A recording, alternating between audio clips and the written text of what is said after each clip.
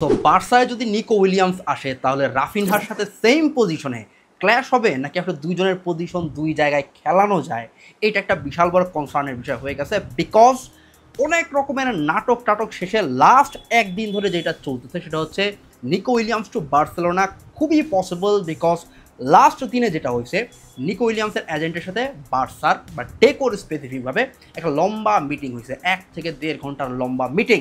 নাও whole জিনিসটাকে যদি just আমরা রিক্যাপ করি তাহলে এখানে অনেকগুলো সারপ্রাইজিং এলিমেন্ট কিন্তু চোখে পড়ে। বিকজ আমরা এই সিজনের ট্রান্সফারের যখন আলোচনা শুরু হয়েছে একদম শুরু থেকেই শুনতেছি দুইজনের কাছ থেকে, এক ডেকো দুই লাপোর্তা, দুইজনেই আলাদা আলাদাভাবে খুবই স্পষ্টভাবে বলছে যে বার্সা নিকো উইলিয়ামসকে কনসিডার করতেছে না।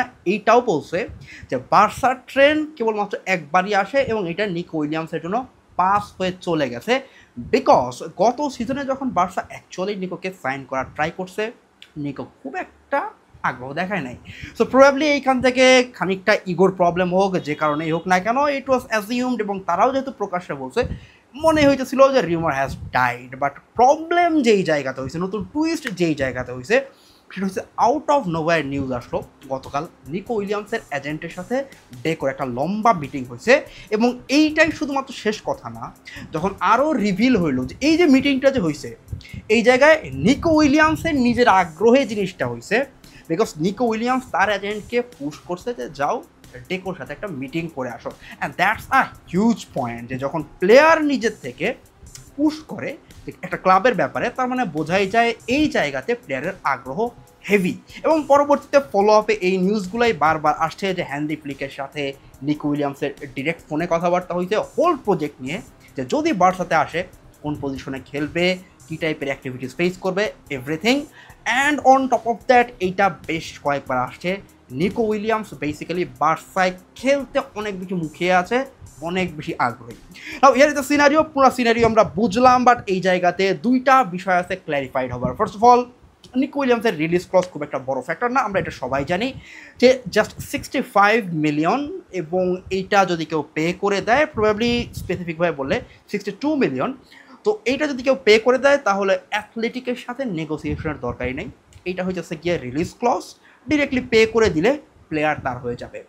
বাট যেই জায়গাতে সমস্যা এই হোল সিনারিওতে সেটা হচ্ছে স্যালারি, বেতন। এই জায়গায় দুইটা বিষয় নিয়ে কথাবার্তা বলবো, সেটা হচ্ছে গিয়ে স্যালারির জটিলতা, ট্যাক্স সংক্রান্ত বিষয়, অ্যান্ড আরেকটা ব্যাপার হচ্ছে যে যদি বার্সাতে আসে তাহলে রাফিনহার সাথে ক্ল্যাশ করে কিনা, বা পজিশন কেমন হইতে পারে, ইম্প্যাক্ট কেমন হইতে পারে, দোজ আর দ্য থিংস।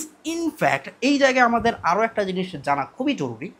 বার্সার সাথে এই মিটিংটা হবার আগে নিকো উইলিয়ামসের সাথে কিন্তু বায়ার্ন মিউনিখের 2 দফায় সিরিয়াস মিটিং হয়ে গেছে, এবং ওইখানে বায়ার্ন মিউনিখের পক্ষ থেকেও নিকোকে সাইন করানোর আগ্রহও ছিল, এবং একই সাথে রিলিজ ক্লজ পে করে দিতে তাদের কোনোই সমস্যা নেই, যেহেতু যেটার অ্যামাউন্ট খুবই কম।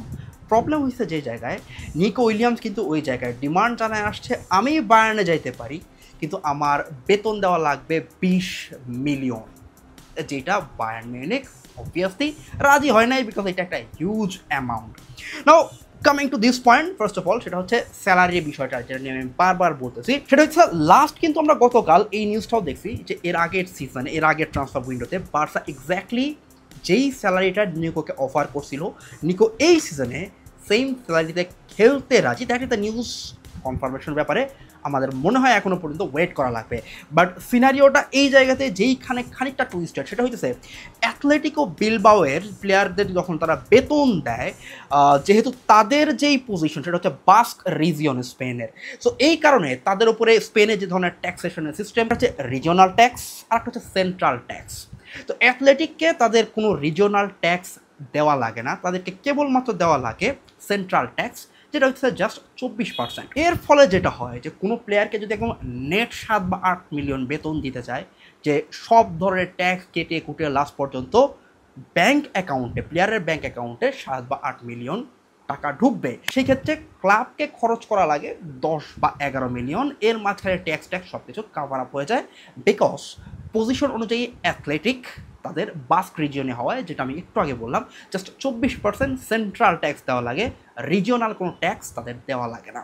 প্রবলেমটা অন্য জায়গায়, যখন বার্সা সেম টাইপের কাজ করতে যায় তাদের ক্ষেত্রে ট্যাক্সের হিসাবটা আরও হেভি। শেষ পর্যন্ত এই 24%-এ কিন্তু বার্সার হয় না, বা বার্সা বা মাদ্রিদ বা অন্যান্য যে সকল ক্লাব আছে তাদের দেখা যায় ট্যাক্স পে করা লাগে 40-45 বা কখনো কখনো সেটা 50%-এ কেউ ঠেকে। তো যেই কারণে যখন কোনো প্লেয়ারকে নেট বেতন 7-8 মিলিয়ন দিতে যায় তখন ক্লাবের খরচ হয়ে যায় প্রায় 14-15 million. So that's the problem, যে এই জায়গাতে এই স্যালারির প্রবলেমটা সলভ করতে পারে কিনা after tax, before tax, all those thing, এইটা একটা বড় প্রশ্নের ব্যাপার। বাট এনিওয়ে, ক্লাব এইভাবেই অপারেট করতে হবে, কিছুই করার নাই। অ্যান্ড গত সিজনে যেহেতু বার্সা একবার অ্যাটেম্প্ট নিছে সব কিছু হিসাব কিতাব করে, সো এইবারও নিশ্চয়ই কোনো না কোনোভাবে সলিউশন খুঁজে বের করবে। আমি এই পয়েন্টটা নিয়ে আসলাম মূলত একটাই কারণে, সেটা হচ্ছে বায়ার্ন মিউনিখে যাওয়ার ক্ষেত্রে নিকো উইলিয়ামসের কিন্তু খুব বেশি বাধা ছিল না, কেবলমাত্র সে স্যালারিটাই ডিমান্ড করছে। That's 20 million, huge. বার্সা কোনোভাবেই এই পরিমাণে স্যালারি দিতে পারবে না। নাও গিভেন এভরিথিং, যদি বার্সায় শেষ পর্যন্ত নিকো উইলিয়ামস আসে, অবভিয়াসলি আমরা জানি যে নিকো কি অফার করতে পারে। আই মিন এক্সিস্টিং অন্যান্য যেই অপশনগুলো রয়ে গেছে তাদের সাথে যদি আমরা কম্পেয়ার করি। বাট এইখানে আমি আরেকটা ইনফরমেশন দিয়ে রাখি, that's important.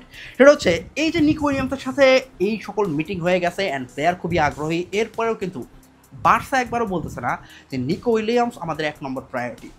Not only that, আমি সারাদিন আজকে যে নিউজগুলো দেখছি এখনও পর্যন্ত বার্সার ইনসাইড নিউজ যেগুলো আসতেছে, স্টিল লুইস ডিয়াস বার্সার প্রিফারেন্সে 1 নম্বর পজিশনে আছে, এবং এরপরে নিকোর ব্যাপারেও তারা সিরিয়াস, র্যাশফোর্ডকে তারা অপশনে রেখে দিছে, স্টিল বাদ দেয় নাই। So that means Barca playing really nice, তারা সবগুলো অপশন হাতে রাখতেছে অ্যান্ড দে উইল নেগোশিয়েট, যাকে মনে হবে সবচেয়ে সুইটেবল তাকেই তারা পিক করবে।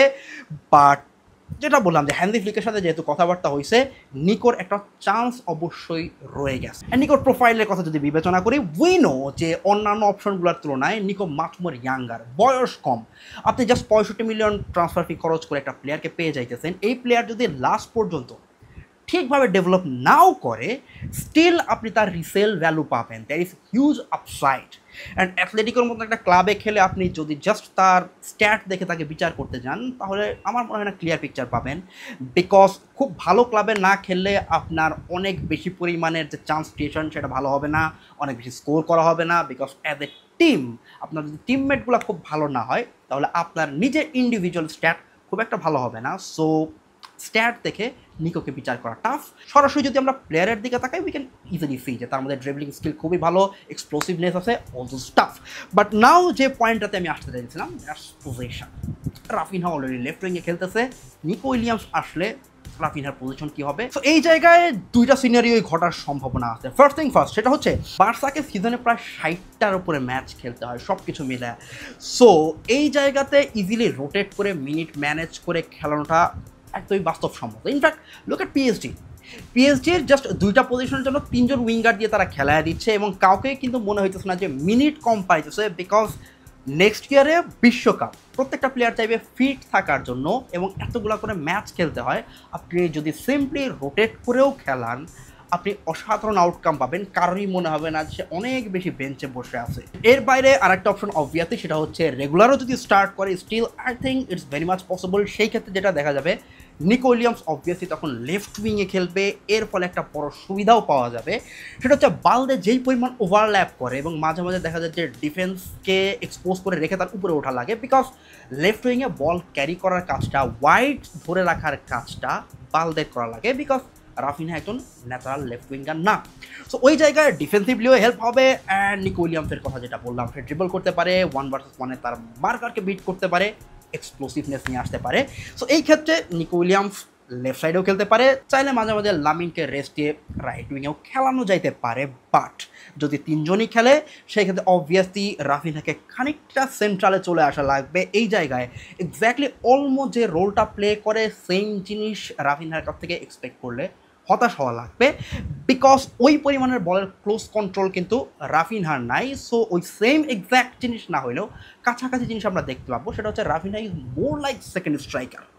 বিকজ রাফিনহাকে আমরা জানি যে বরাবরই সে অফ দ্য বলে দুর্দান্ত মুভমেন্ট রাখে এবং তার গোল করার ন্যাক আছে, লাস্ট সিজনেও দুর্দান্ত খেলছে। সো গোল অ্যাসিস্ট এই জিনিসটা আমরা রাফিনহার পা থেকে দেখতে পাবো, রেগুলার বেসিসে দেখতে পাবো। So that's not a problem. Second striker হিসাবে ইজিলি রাফিনহাকে খেলানো যায়। ইটস নট লাইক দ্যাট যে অলমোর সাথে প্রোফাইল টু প্রোফাইল ম্যাচ হওয়া লাগবে। ইয়েস, খানিকটা হয়তো টুয়েকিং করা লাগবে সিস্টেমে, but it's very much possible. So আমার মনে হয় না যে জাস্ট পজিশনের ক্ল্যাশের কারণে রাফিনহাকে বিক্রি করে দেওয়া লাগবে। এই জায়গাতে যদি নিকো উইলিয়ামস আসে তাহলে কোনো টাইপের স্যাক্রিফাইস করা লাগবে। I think they will fit in pretty perfectly. So now জটিলতা নিয়ে কথাবার্তা বলা বাদ দিয়ে যদি অ্যাকচুয়াল ট্রান্সফারের দিকেও চ্যালেঞ্জের দিকেও তাকাই, আমি যেটা একটু আগেই বললাম যে বায়ার্ন মিউনিখ কিন্তু অলরেডি 2বার ইন্টেন্স এবং সিরিয়াস মিটিং করে ফেলছে অলরেডি। এরপরে বার্সার সাথে মিটিংটা হয়েছে এবং এই জায়গাতে আর্সেনালও কিন্তু খুবই হালকা করে এই রেসের মধ্যে ইনক্লুডেড আছে। যদিও আর্সেনালের সাথে মিটিং হয় নাই, খুব গভীর কোনো কিছু হয় নাই, বাট আর্সেনাল অ্যাকচুয়ালি ইন্টারেস্টেড এবং তার ইন্টারেস্টটা শো করছে। নাও যদি আমরা কম্পেয়ার করি, আই থিঙ্ক আমার যেটা চোখে পড়ে সেটা হচ্ছে বায়ার্ন মিউনিখের সাথে কম্পেয়ার করলে বার্সেলোনার অবশ্যই অ্যাটলিস্ট 3টা জায়গাতে অ্যাডভান্টেজ আছে, যেই কারণে যদি বায়ার্নের সাথে বার্সার রেস করতে হয় নিকোর জন্য, তাহলে এই জায়গাতে বার্সা 3টা পয়েন্টে অ্যাডভান্টেজ পায়। ফার্স্ট থিং সেটা হচ্ছে অবভিয়াসলি নিকো যদি বায়ার্নে যায় কমপ্লিটলি একটা নতুন দেশে নতুন কালচারে গিয়ে তার সেটেল করা লাগবে, যেটা কারোরই খুব একটা পছন্দ না। সে নিজের এরিয়াতে থাকবে, যে জায়গায় বড় হয়েছে, যেই দেশে থাকছে, সেই সেম কালচার সেম কান্ট্রি, এই জায়গাতে বায়ার্নের চাইতে obviously Barca better option and it's a huge point. Second one obviously তার ফ্রেন্ডস, সে স্প্যানিশ টিমে যাদের সাথে রেগুলার বেসিসে খেলে, বা আমরা সবাই জানি যে লামিনের সাথে তার যে কেমিস্ট্রি, তার যে ফ্রেন্ডশিপ, এটা অন্য লেভেলে। এই সেম জিনিসটা সে বায়ার্ন মিউনিখে গেলে কোনোভাবেই পাবে না। সো বার্সাতে খেলা মানে মোটামুটি চেনা জানা প্লেয়ার, যাদের সাথে তার অলরেডি একটা বন্ডিং আছে, যাদের সাথে তার একটা অলরেডি ফ্রেন্ডলি ভাইব রয়েছে, তাদের মাঝখানেই খেলতে পারবে।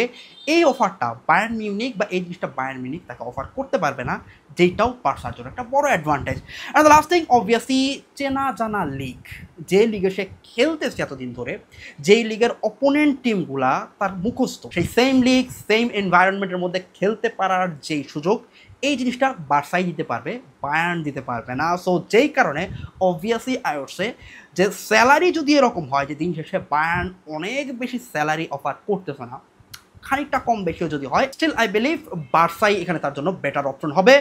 বাট দিন শেষে সবচাইতে বড় পয়েন্ট যেটা একদম ভিডিওর মাঝামাঝিতে বললাম, সেটা হচ্ছে বার্সা অ্যাকচুয়ালি কাকে চায়। এখনো পর্যন্ত যেহেতু কাউকেই বাদ দেয় নাই, এখনো পর্যন্ত যেহেতু কোনো সিদ্ধান্তর কথাও বলে নাই, সো অবভিয়াসলি আমাদের এখনো অ্যাটেন্টিভ হয়ে থাকা লাগবে। But personally definitely I would like Nico Williams.